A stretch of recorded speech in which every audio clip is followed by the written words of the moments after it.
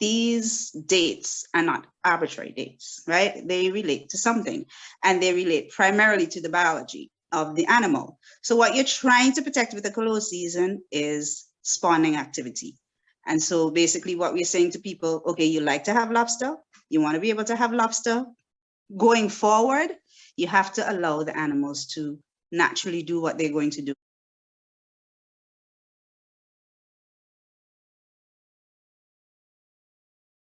So that is actually why you have two-month closed seasons. In other places, it's as much as 4 and 6, right? And so what one of the discussions during those particular consultations was, okay, so you have, if you're going to say we're going to close both conch and lobster for 4 months, you have fishermen that's all they do. So basically, you're going to be putting somebody out of bread for 4 months. And so perhaps a way around that is, okay, you close one for 2 months and the other for 2 months, and they don't overlap, right? So that, I mean, those kinds of negotiations have to happen. Now, it does not mean that in the future, if the resource requires it, we don't go back, relook at the closed season. It might need to be lengthened, because in other places, as I've said, in the region, it has been lengthened. And so but it always has to come back to the biology of the animal. What is happening with the stock?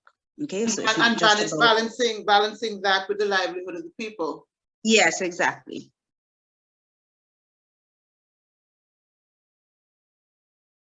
You know, things change, and there are other pressures that are acting on the resource that are outside of fisheries: climate change, tourism activities, you know, the health of your reef, your marine debris, runoff from land, all of these pressures, and trying to balance that with what the fishermen are doing. It's a unique problem that we have within the marine environment that we don't necessarily have on the land, right? The complexity of managing marine spaces, I think people need to understand. It is a significantly more complex activity than for persons who are dealing with terrestrial systems. Because it's just the fluidity of the area. Everything is connected, right? So you have arbitrary borders between countries, yes, but the water don't stop and the fish don't stop.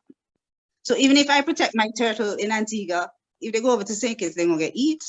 You understand? So that means that there has to be more collaboration and everybody being on the same page. Like, you can't just be on one page on your island or in your country and then your neighbors. Exactly. There is, with marine systems, the need for cooperation, regional, international cooperation, is ever more critical than when you're dealing with terrestrial systems.